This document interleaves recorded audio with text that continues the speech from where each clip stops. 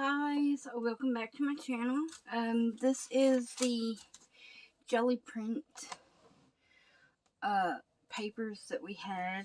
These were just these two are just the roll off sheets that I trimmed down, and then these two, which I'm gonna say are done. I like the way those turned out, and I just backed them onto some, craft colored cardstock. So those won't need any more work done to them. And then just the rest of them that need a little bit of stuff here and there.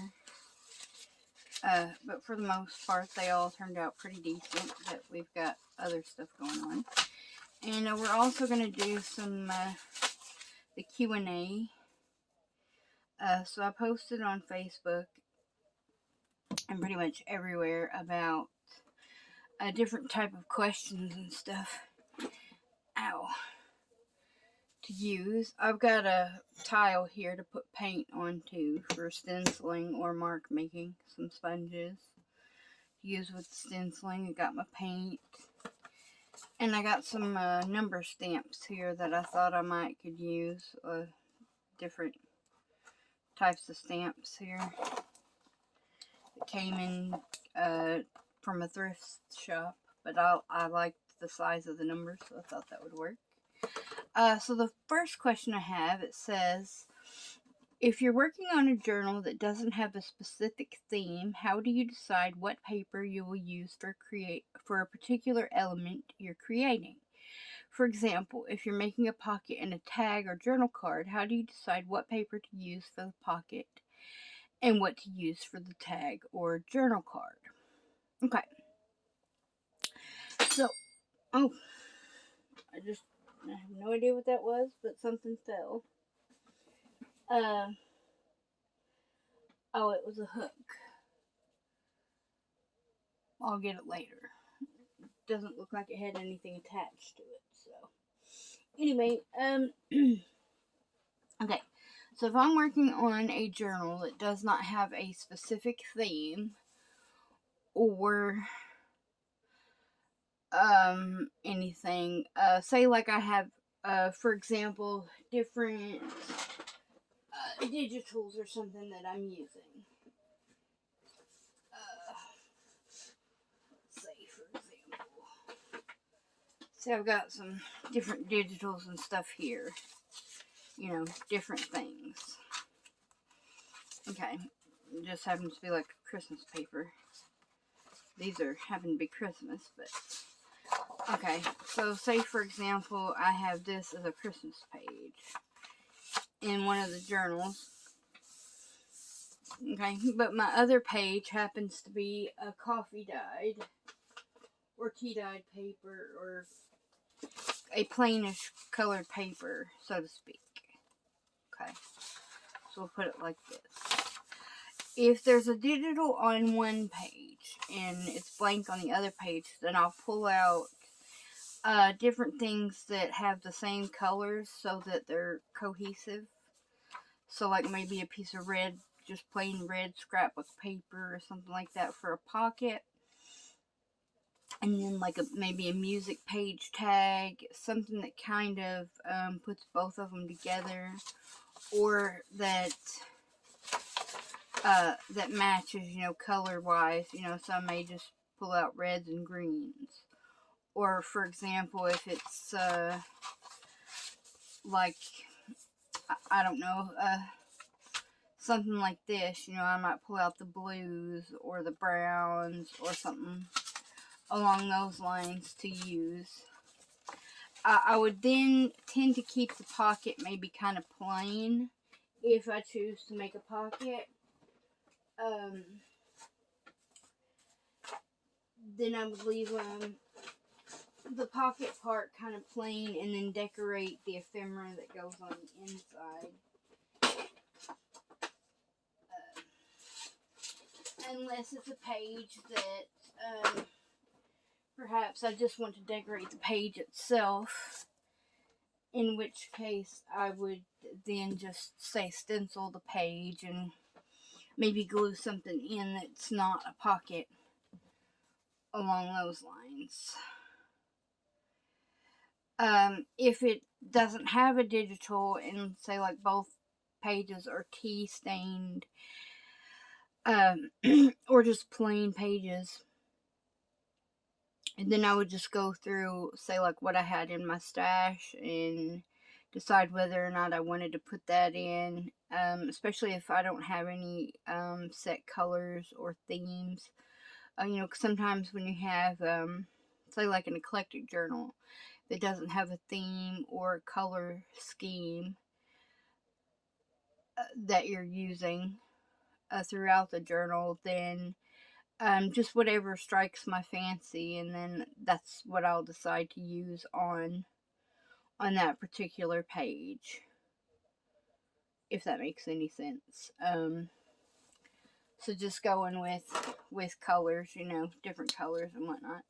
I'm gonna put some black paint onto my tile here. And I'll start with one of these pages here.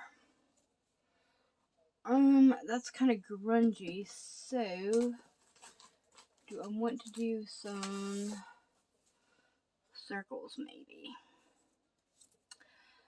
So yeah, that's how I would do that. It would just depend on what would kind of strike my fancy, I suppose, to use.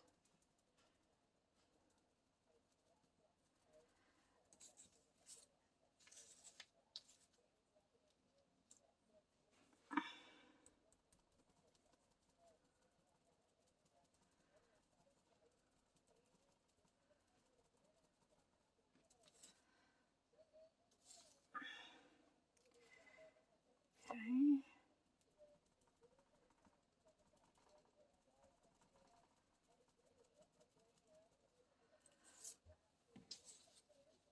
Okay.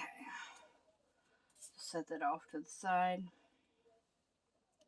Doesn't really matter if that dries on there or not, it'll just strengthen them a little bit more. Okay.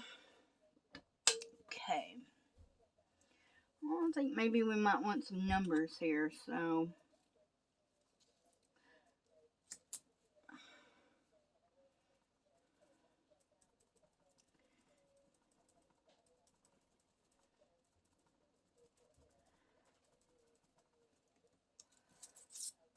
Alright.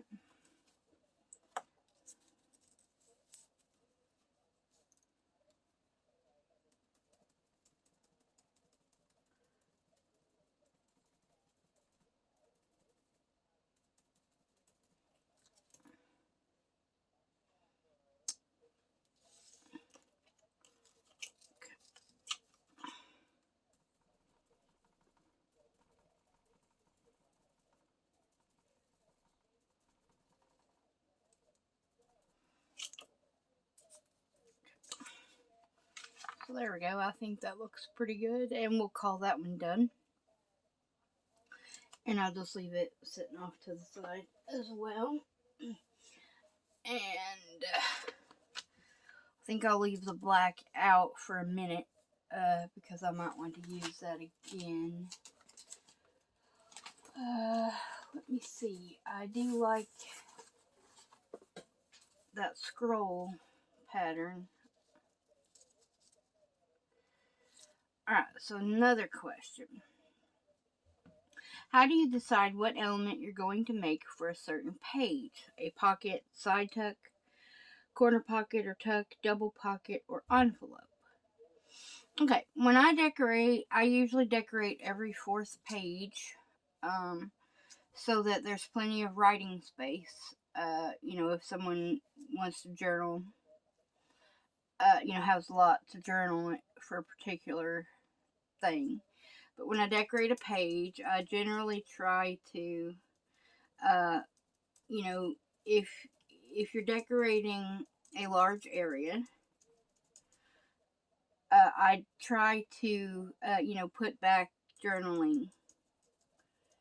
Especially if you're taking up such a large spot and you don't have say any place to journal on the page. Like, if you have like a fabric flip and nothing underneath it, then they could journal underneath there, so you really wouldn't have to add any more journaling space to it. If it's the first page and I'm decorating the first page, it never gets a pocket because the inside cover gets a pocket usually. So that one is usually just a plain decorated page. So then, scroll, flip over, 4 pages beyond that. And so then I have to decide, well, if I've already had a pocket on the front, so 4 pages later, then I'd probably do a tuck spot. Or, yeah, pretty much a tuck spot. I usually tend to put belly bands and stuff in the middle or close to the end of the signature. But I try to put the same number of pockets in signatures. It depends on whether I'm doing just one signature or if I'm doing several. Well, oh, that looks pretty good.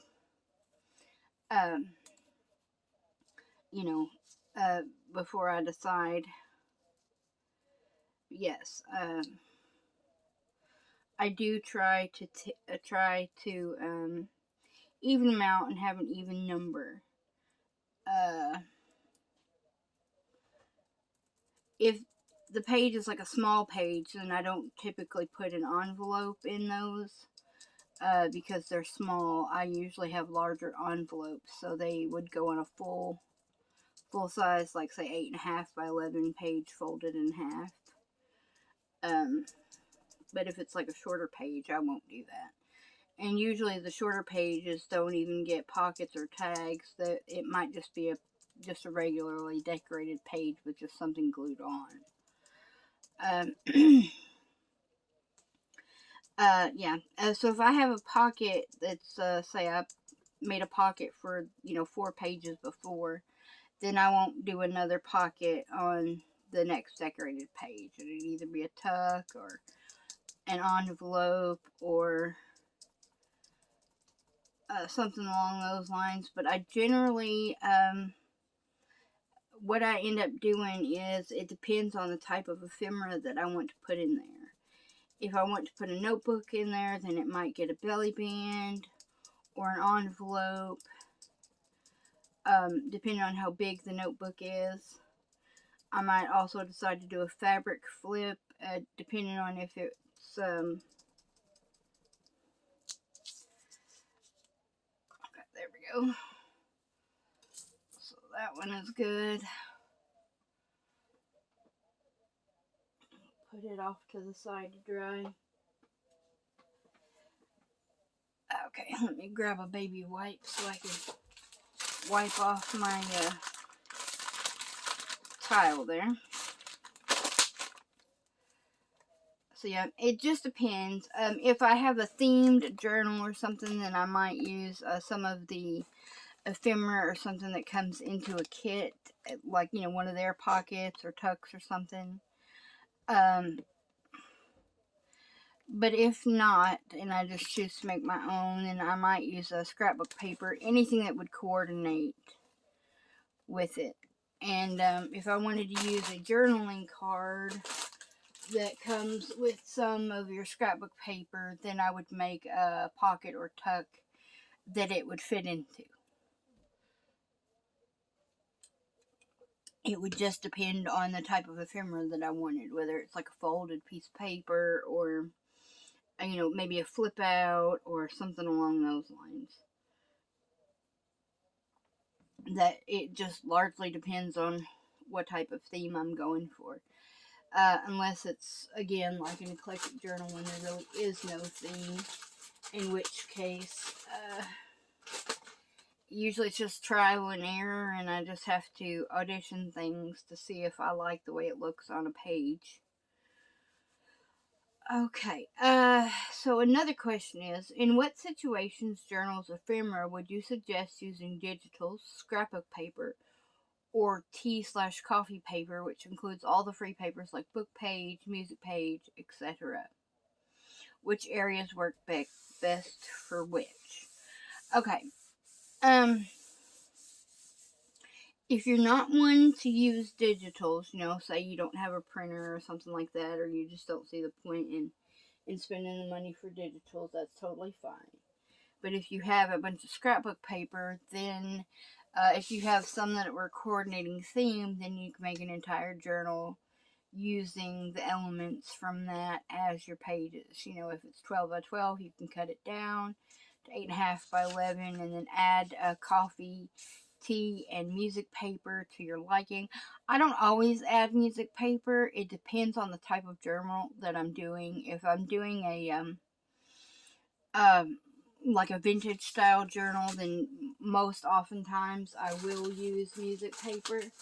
But if I'm doing, say, like a fairy journal or something like that, then music paper really doesn't. Uh, to me, it doesn't really have a place, in my fairy journal because to me it doesn't look right. I mean, it does, when other people do it, but like when I do it, I don't particularly like the way it looks. So therefore, I don't typically use music page. But like a Christmas journal, I think it works great on, especially if it is like Christmas music. Um, or any type of vintage journal, really. Music page just works really well with it. Let me wipe these off real quick. The green paint did not come off of that. That's why it's still on there. I tried to wiping it off, but it wouldn't come off. I guess it was already dried on there, and I could wash it with soapy water, but it just strengthens that one because that one's kind of a flimsy stencil anyway. There we go.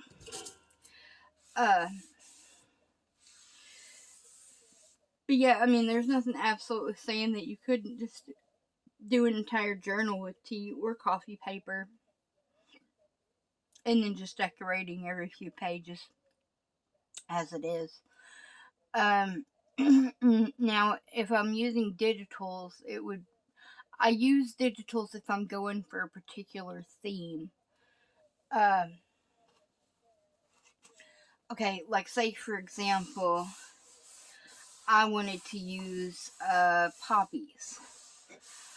Well, I have the Edith Holden printables, the little CD that has the printables, and they have poppies on there, so I would use that, and then maybe the poppy page from The Country Diary of an Edwardian Lady.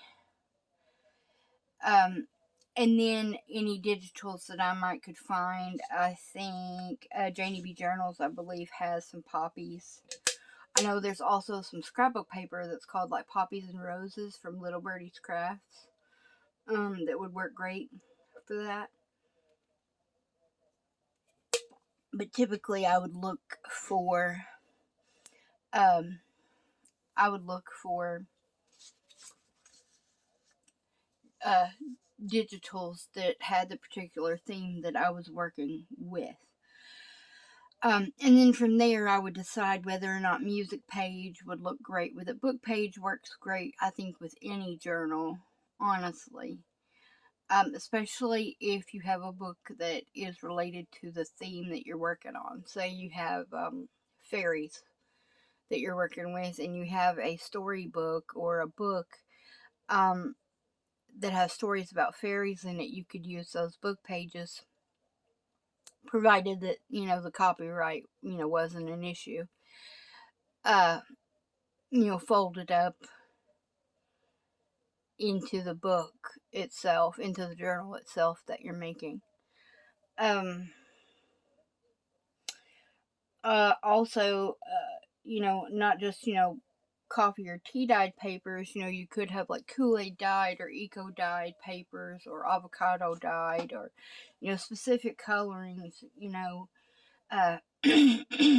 dyed paper that, like, if I was, say, making a fairy journal, I would probably opt more to use um,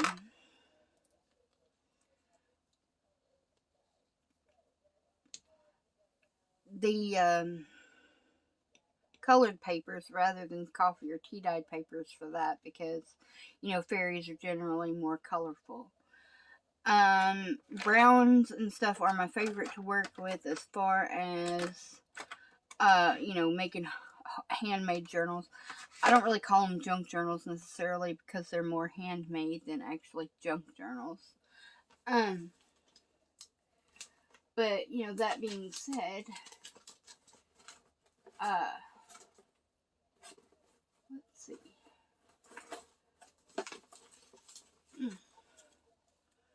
Maybe I want to do these types of flowers. You know, that being said, you can use any type of dyed papers that you choose, any color, you know, for any reason. I probably wouldn't do colors necessarily in a grungy journal unless they weren't like an evenly colored um,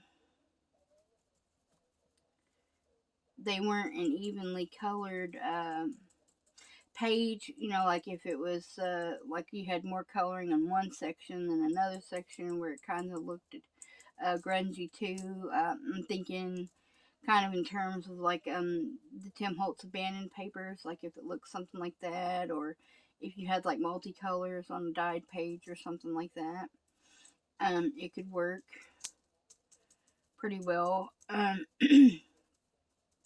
So just something to think about. Like coffee and tea dyed works great in any kind of grungy book, and like steampunk. It works great with goth, although you can use, you know, red or black paper, that sort of thing. Purple.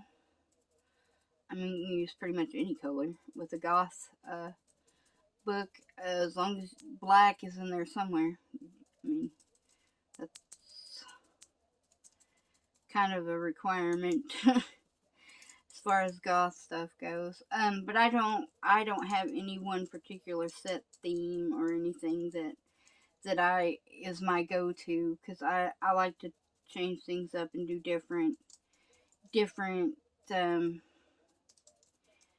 different types. Simply because I would get bored constantly of doing the same thing over and over and over again. So I find that it would be really hard for me to just, you know, stick to one specific thing to work with all the time. So I don't really have a set go-to style. I mean, yes, obviously I can do goth, um, because I am goth. So I mean, that's not. I say that, yet in most of my videos you don't see me wearing anything black. I'll get to that later on. That there's a reason for that. But ew, that's pretty. This is called Ruby. I had bought these are just from the dollar store, and I bought these. They're little metallic paints. To use, because all I had was like a bronze and silver and gold, and I wanted some different type. Well, and that teal color. Okay, here's a personal question. Tell us how and why you decided on the crafts you do. For example, I scrapbook to tell the stories behind photographs I've taken, to date times in our family, journal about particular events, and preserve our family's memories that may be forgotten. If you do other things besides journals, why? What was the draw for you, and what made you love that craft? Okay, I was never really a crafty person or anything until I was in my 30s. I had always wanted to learn how to crochet, but my grandma had passed away before I could learn how. And I had started working for a lady. I take care of disabled people. And she was a client, and I had her for 5 years. And I knew how to do the foundation row because my grandma was able to teach me that, but I never understood how to do the rest of it. Well, she had taught me how to, go on, be able to, crochet beyond the foundation row with, single crochets. And then I just started watching YouTube videos and stuff to learn how to do more, and reading books and everything. And now I can write my own patterns for crochet. I have even taught my daughter how to crochet. She's making a blanket for a friend of hers right now. And now, mind you, all she can do is a single crochet right now. And she knows how to slip stitch, because I had to show her that in order to do, to finish off, when she goes around and stuff. But anyway, at the end, so I did teach her how to do that. And, well, anyway, I,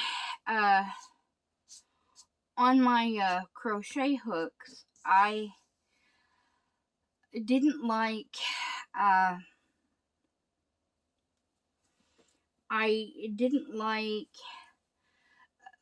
the way the crochet handles were on, like the ones that have like the rubberized handles or whatever. They were too low for the way that I crochet.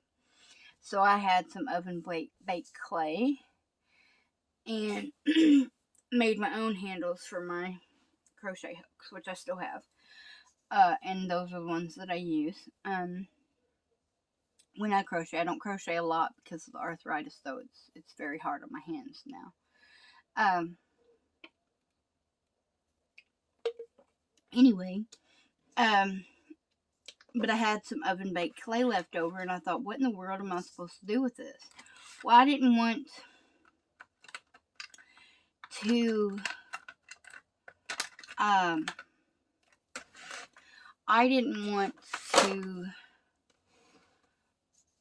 do like, those little nail things, like the nail slices or whatever that you can do. Like, I don't know what they call them, but, where they put them on acrylic nails and things like that. I wasn't into that sort of thing, so I didn't want to do that. Well, somehow or another it showed up like journal covers and stuff, which I thought was really cool, which I've never made one or anything else like that. I'm not that artistic. So I've never done anything quite like that. However, that's a fairy. I think I might use the leaves off that one.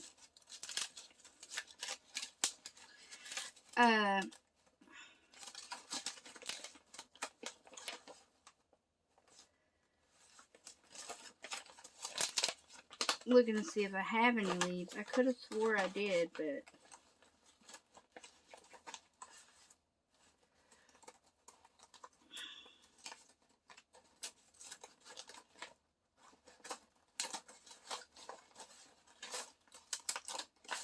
I do have, yes. I thought I did.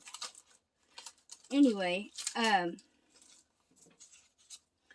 came across journal covers, and then off to the side it mentioned something about junk journals.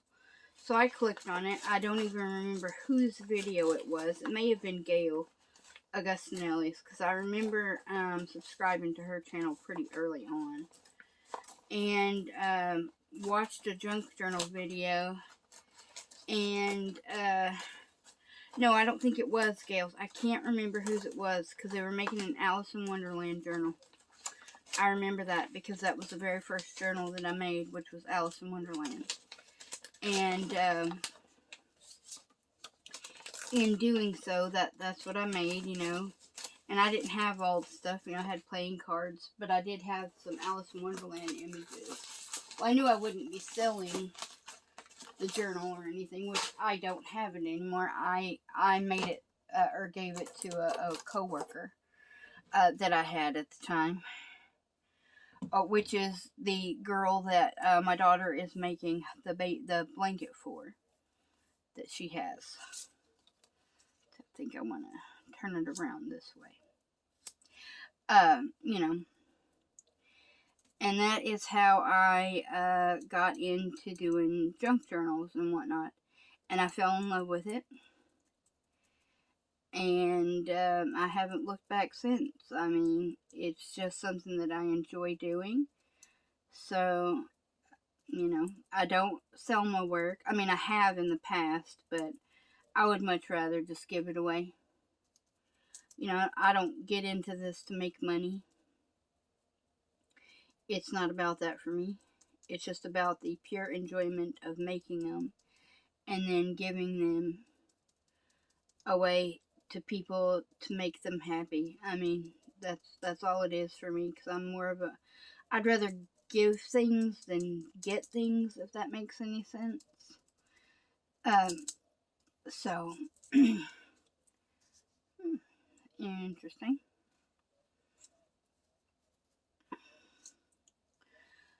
Okay. Alright. So what made you interested in making junk journals? How long have you been paper crafting? Why did you decide to start a YouTube channel? Well, just watching the Alice in Wonderland video is what made me want to make one. And when I did, I fell in love with it.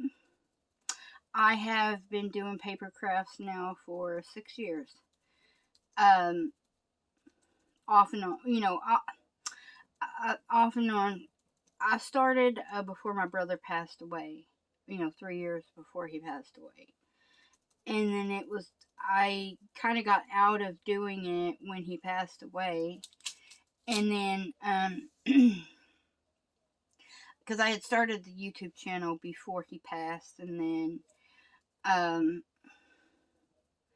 he passed, and I just, I didn't do anything with it for like a year and a half. Maybe even 2 years, I can't remember.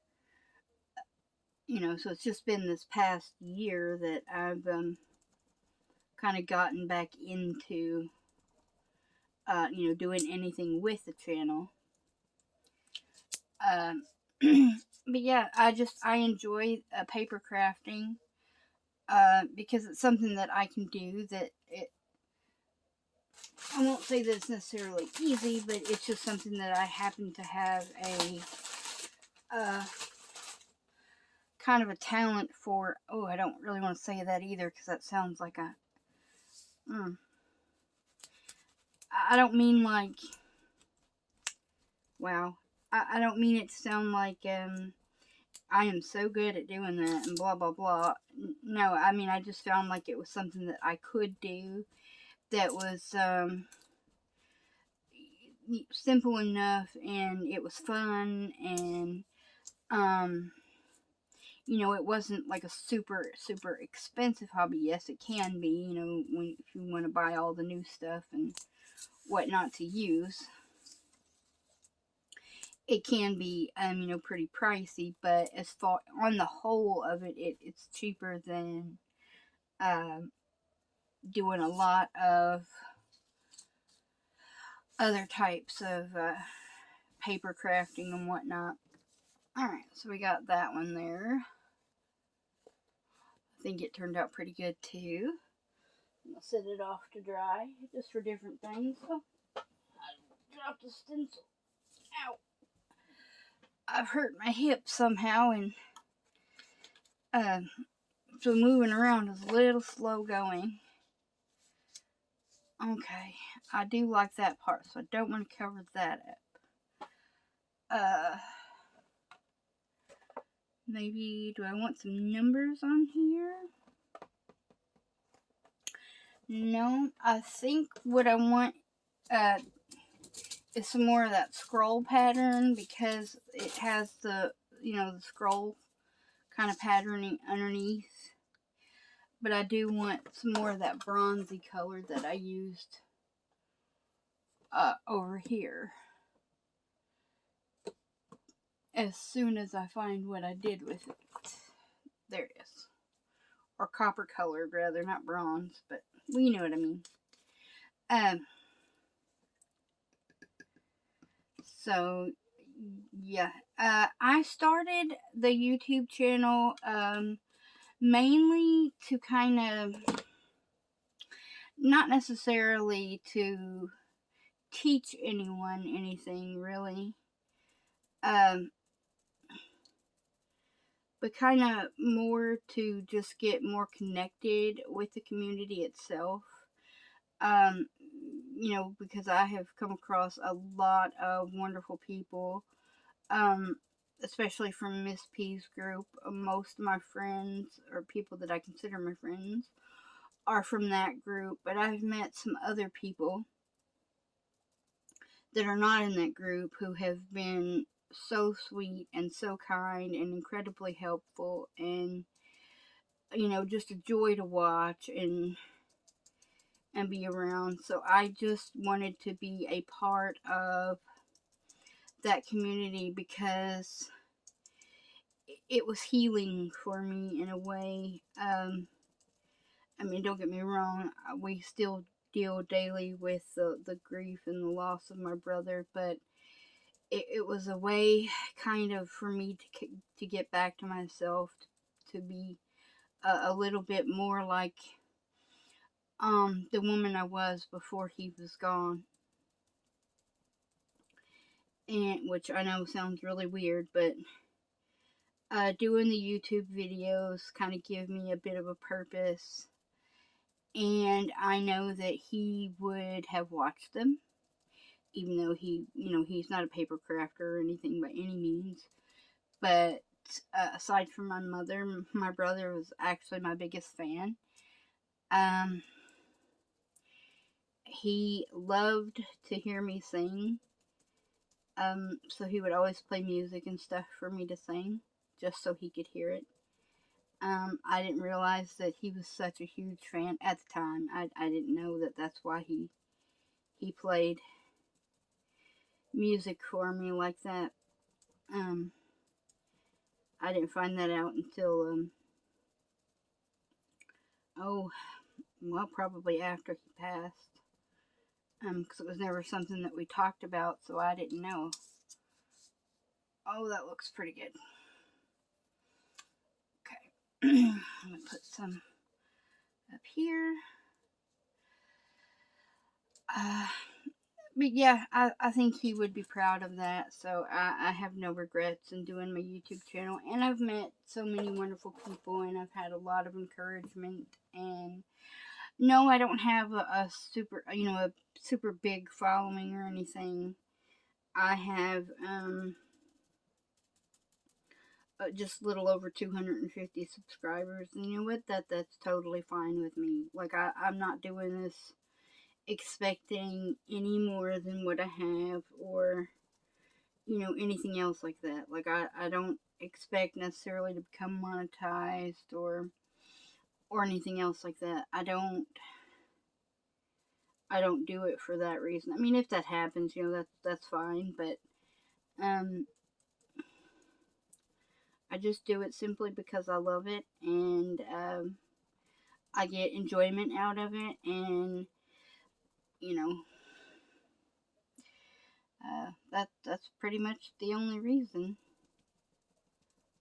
I just really thoroughly enjoy talking to you guys, and you know um I guess it's kind of weird because doing camera work and stuff like that, you're like, yeah, but you're not really talking to anyone.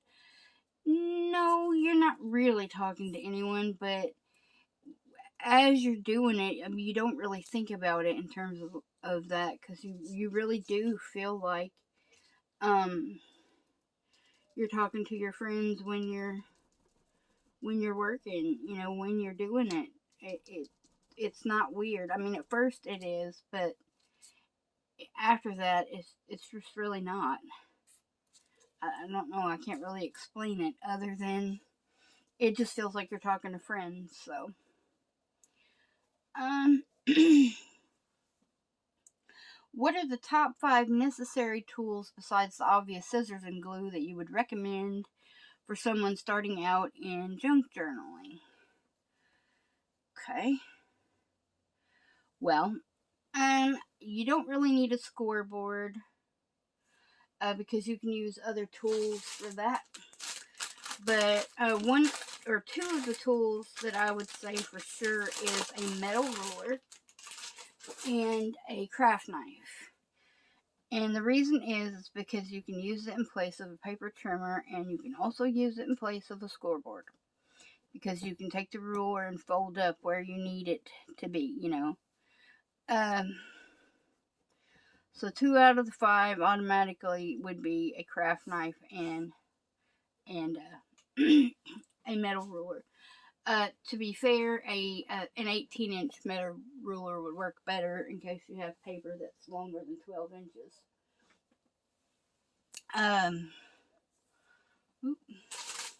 Wipe that off so don't get it on anything else. A cutting mat, you know, like one of these, like a self-healing cutting mat. Not only does it make a great work surface, but you don't have to worry about nicking or gouging your tables or anything else like that. And if you do film, it doesn't leave too much of a glare like other types of mats and things do.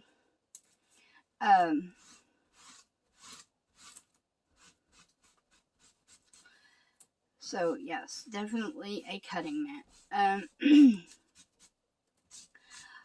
I mean, I feel like you could do without a die cut and embossing machine, because you can always fussy cut other pictures, you know, out of magazines and books and things like that to use. You wouldn't necessarily need a die cutting machine.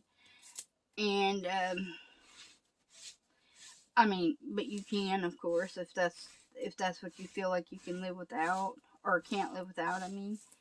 I don't use mine that often. I have 3 of them.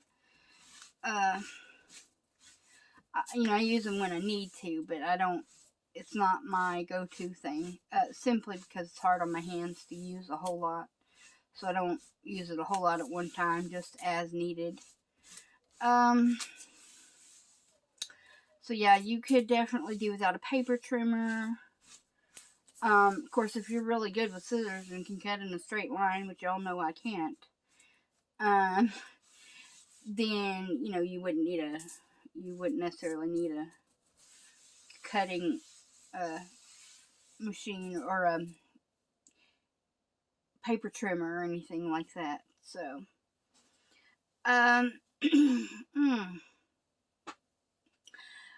for me, a sewing machine would be kind of a must-have to get the one stitch. You don't have to have it, because you can buy stamps that will do the same thing, that leaves marks. You can do it with pens and stuff. But sewing does give a little bit of a different element to junk journals. A better element, I think, honestly. But, you know, it's not something that would have to be had, but it is one of my necessary tools to use. So what is that? 4? And then a bone folder. Absolutely, because it is essential for especially creasing cardstock, you know, things like thicker papers. And if you're going to invest in a bone folder, I recommend a Teflon bone folder because of this edge right here. I mean, it does, of course, crease paper just fine because it's not super sharp or anything, so you don't really have to worry about tearing. But this edge here makes it just glides so smoothly. It's comfortable in the hands. You don't have to turn it like this or anything. And that really makes excellent creases and stuff in your work. I mean, it's okay. Alright, so say you got a piece of paper. I mean, it just holds everything super flat, even flatter than a regular bone folder. So a Teflon bone folder is recommended. And those to me are the essential craft items that I think that everyone should have in their arsenal, basically. Um, as I said, you don't have to have the scoreboard or crocodile because you can buy other tools for that, like setting tools and stuff, things that are a lot cheaper. A paper corner, a paper rounder, corner rounder, whatever. You don't need one. You can just use a quarter or nickel or something that has a rounded edge and just draw around it and cut if you're good with scissors. I just happen to have those things because I got them, pretty cheaply. Um, but I wouldn't call them necessarily a necessity. However, for arthritic hands, it may be something that's a lot easier than using scissors. Um, if you do have arthritic hands, these are actually pretty good scissors. That's what they're made for, because they're pillow grips. You know, uh, I don't fussy cut with these. I fussy cut with the Fiskars spring action scissors. Easy action. Because they do even have less hand fatigue than even those give. So that's the only reason that I would choose that option. So we'll try this purple. A top 5 things we may not know about Tommy. Oh boy, top 5 things. Well, I don't know if many of you know this, but I am 43 years old. So I guess that's one. What else?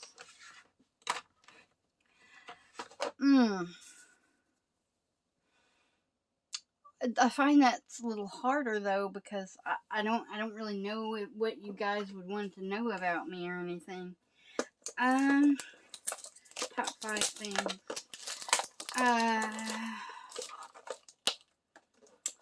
Well, hang on just a second. I gotta cut this open. I'm gonna use my sticky scissors for that.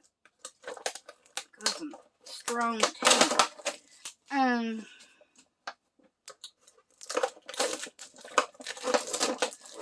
I've never been married. I'm just not really interested in that sort of thing. So, I don't date or anything. So, you don't have a significant other or nothing like that. It's not really a priority in my life. Never has been. So.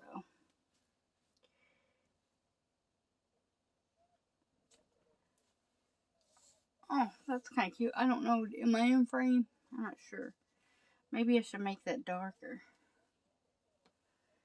I don't know.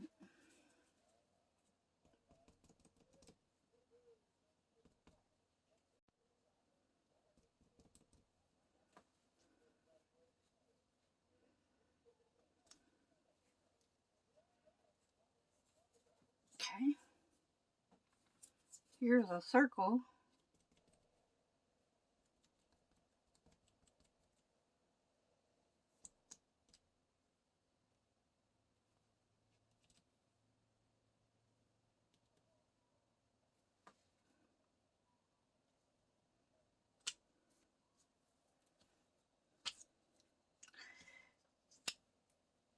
Okay.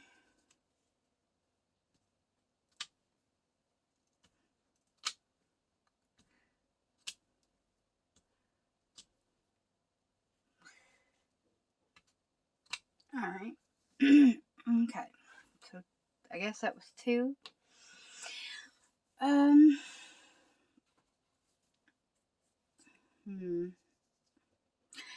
I'm a huge animal person. I love animals. We have 7 animals.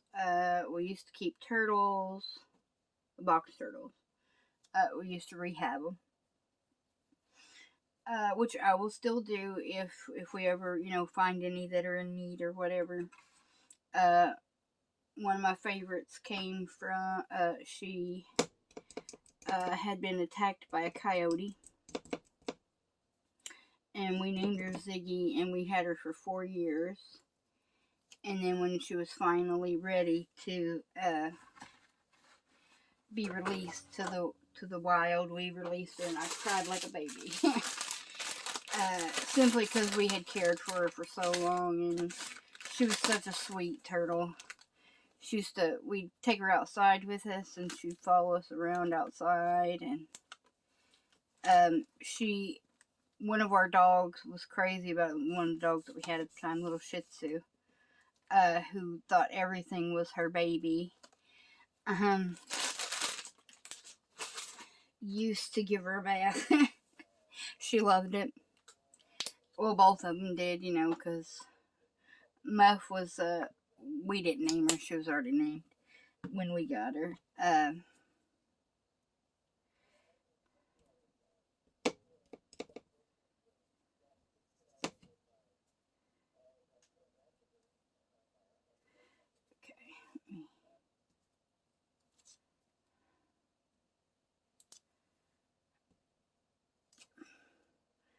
Sort of an eclectic page, I guess.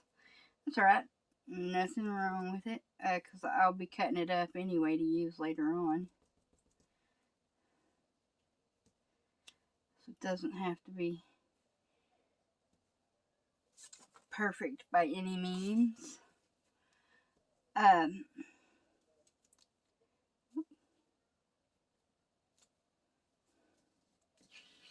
yeah, there we go. So just some different elements to that one. And we'll call it done, I guess. Send it over here to dry. Okay, and I'll go ahead and leave the black out, I think, for that one.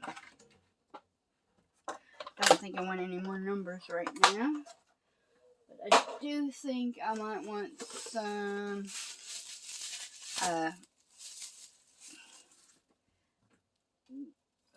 bubble wrap. And I'm just going to cut off a small strip of it. Let's see. That was, what was that? 3? Let's see. What else? Wow. These fun facts are a lot harder than to come up with than I thought they would be. I should have probably just wrote something down. Oh, many of you may not know this. Well, some of you do, but some of you don't. My daughter is actually my brother's daughter, but I adopted her when she was little. She was 2 years old when I adopted. Now, mind you, I'd been there since day one. Been in her life since day one. And I did not adopt her to keep her from her father. I adopted her to keep her from her biological mother, who was a danger to her. Her mother has had a total of now 11 or 12 children. She is slightly younger than I am, and she does not have custody of any of them because she can't leave the drugs alone long enough. So when my brother got custody of Kayla, he named her, by the way, when he got custody of Kayla,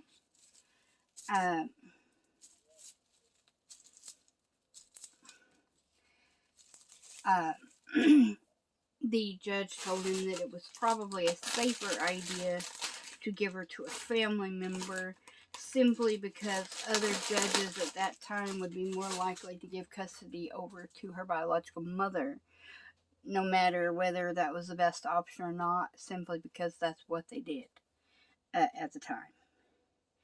Nowadays it's a little more different, and, fathers are getting custody more often now than they used to without quite the stigma, but yeah, he was afraid that the judge would just not look at the way things should be, you know, the best interest, and just be like, oh, well, give her to the mother, and yeah. So that is the reason. I'm going to put a little bit more orange on this one.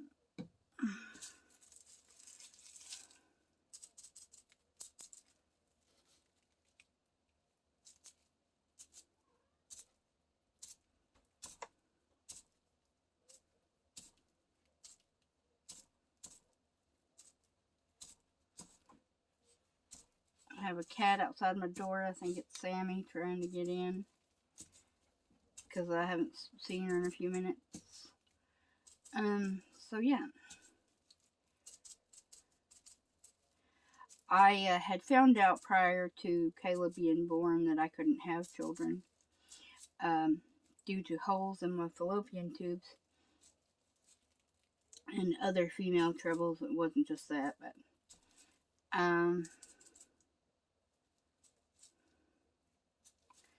so yeah. But I mean, I don't regret that or anything. Like, because I knew the moment that she was born that she was going to be my responsibility. Don't ask me how I knew that. I just did. It was just a feeling that I got. And so, yeah. There we go. Something different. Orange and blue.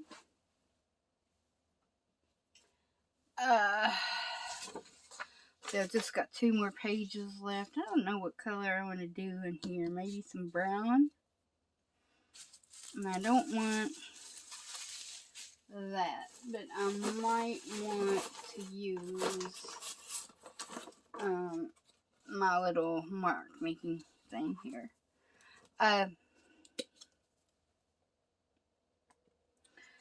Yeah, is that 5? I don't even know. I don't know if that was 5.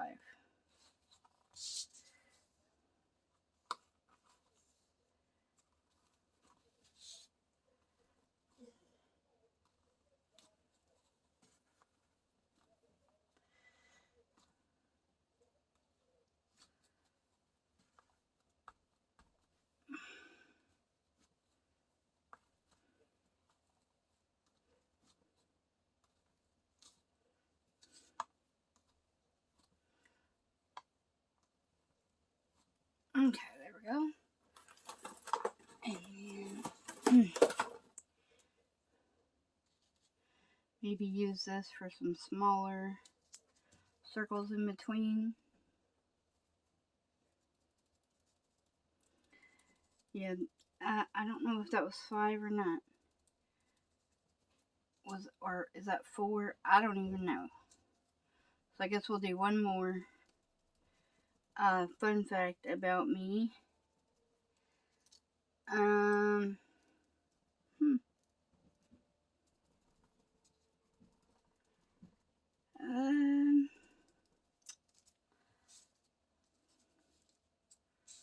Trying to think of what that could be.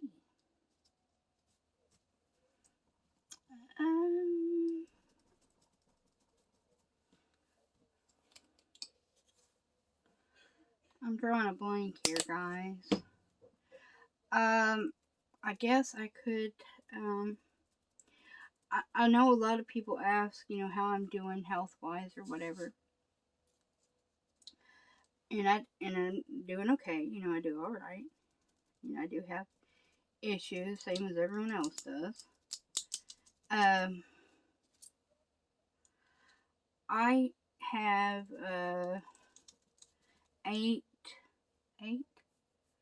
autoimmune issues. You know, most of them are autoimmune diseases. But, so that tends to cause issues, and I have flare-ups a lot and whatnot, and I get sick a lot, especially during the wintertime. My immune system is pretty much shot by the time wintertime comes around. So I stay under the weather pretty much a lot in the wintertime. I've done that since I can remember, though, so that's part of it. I think is allergy related, because I get a lot of sinus drainage and nastiness and stuff during that time. But of course, it's cold and flu season, and people are more susceptible to getting sick and stuff during that time. Very rarely ever gets flu, but I mean, it has been known to happen, but it's something that happens. Oops, I just got that all over my hand. It's alright.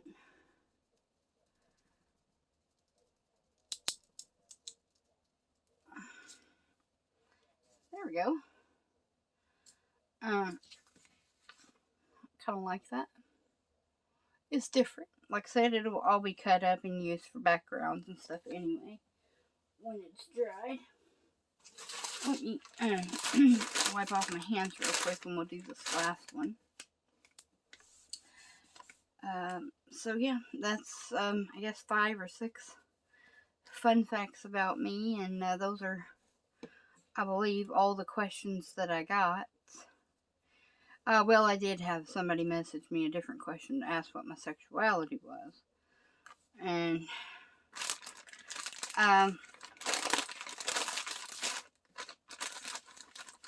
that's a little complicated, I suppose. I'm what is known as a romantic asexual, meaning like I wouldn't mind having a relationship with someone, but I don't want it to be a sexual relationship with someone. And that is by choice. It's not, I mean, I wasn't born that way or anything. It is by choice. It is completely psychological, and that's due to some stuff that happened to me when I was younger. So, which was traumatic for me. So, there it is. I'm not really sure why they wanted to know that, but there it is. But generally speaking, I am straight. I don't have a attraction to females. They don't bother me necessarily, but I'm just not attracted to females.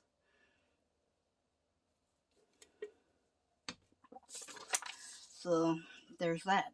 I guess I don't really know how else to answer that question. I don't really feel like that's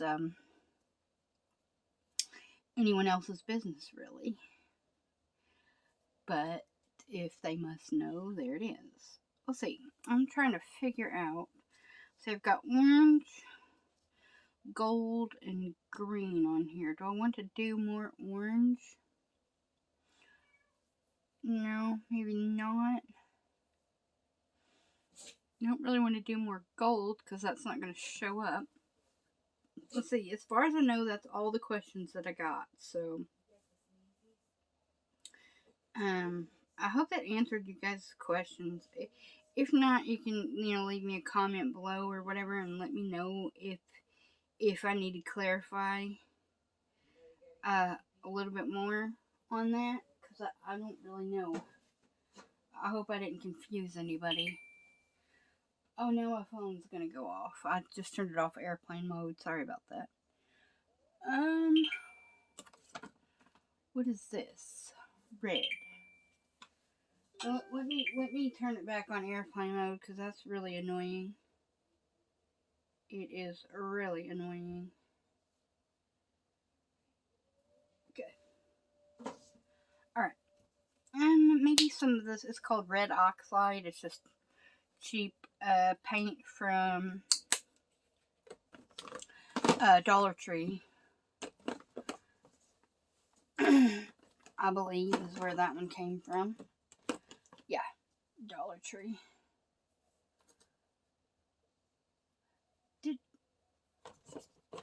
Okay, let me set that right there. Do I have another stencil? Do I want to maybe do these since they're different? Yeah, maybe. Whoop.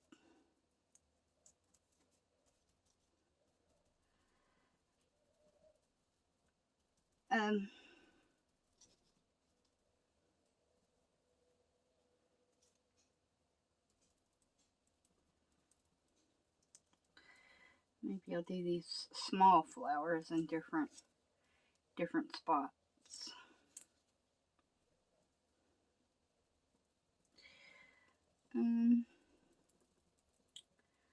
Yeah, I hope I answered those questions for you.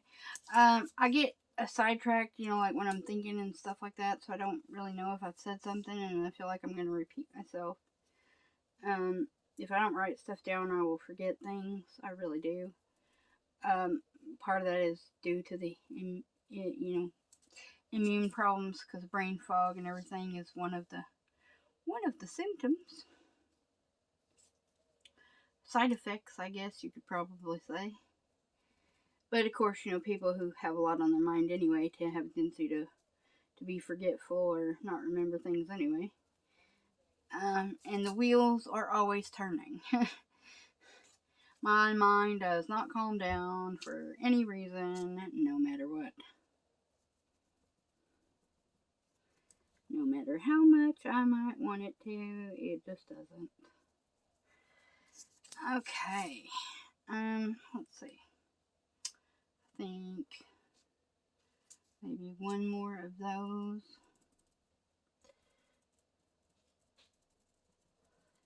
In here. And maybe some more of that orange color. Did I have an orange? No, I hadn't used the orange with that, I don't guess. I thought I did. Oops. I'll just use that one again, I guess. I thought I had an orange sponge, but I don't know what I did with it. Probably staring me in the face, but I'm just not seeing it. Oh well. Okay. This video is probably like a year long by now. So I'm going to have quite a bit of editing to do, but that's okay. Alright.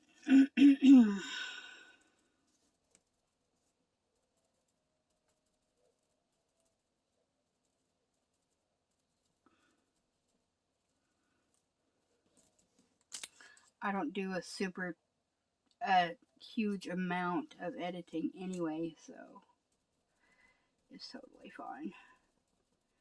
Just, putting the videos together, basically.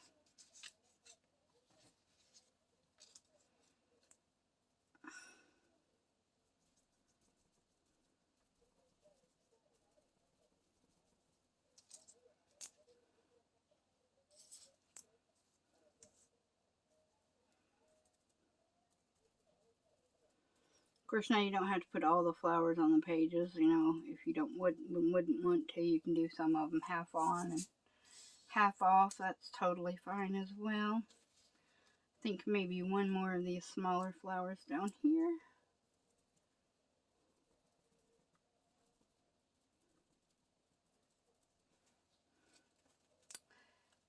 And one of these right here, and I think we're going to call it good. Because they are, the other ones are drying right now. Okay.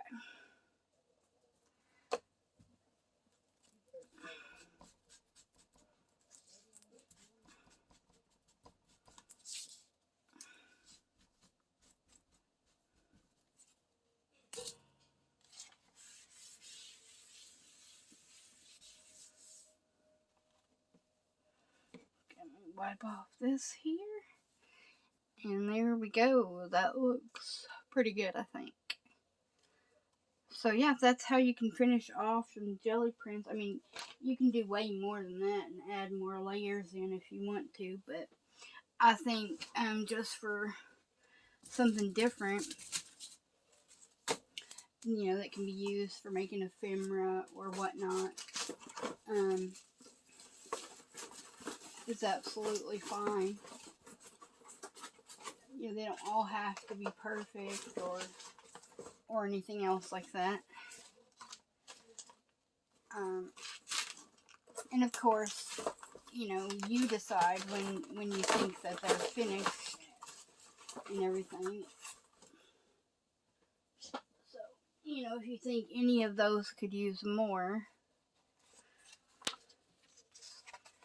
Okay, I think, yeah, that one's dry. This one is drying, so we can go over there.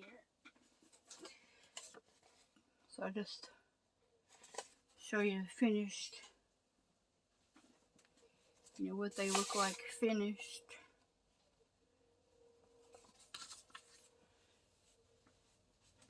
And I'll just save them in my stash until I get ready to use them as like journaling cards or backgrounds or for a collage. I think that's still drying. It's not dry yet. You know, I think that's also still drying. You know, I think they would look amazing. Ugh. And that's not quite dry yet. You know, they're all different, but I think they all look pretty good, so. Alright guys, I don't know yet what we're going to do when we come back, since we have finished up the Gelli print backgrounds and everything, and we did the Q&A. I do kind of want to do a shabby chic journal, so I think that might be what we start on when we come back, because I've never done one on camera. I've only ever made one before, which went to my cousin, the one that lives in Arkansas, the one that I talk about on here. So not Thomas's mom, but my other cousin that I talk about on here. But yeah, so alright then guys, it's been an hour-long video. I'm so sorry about that, but I hope you guys have a wonderful day, and I will see you guys back here really soon. Bye!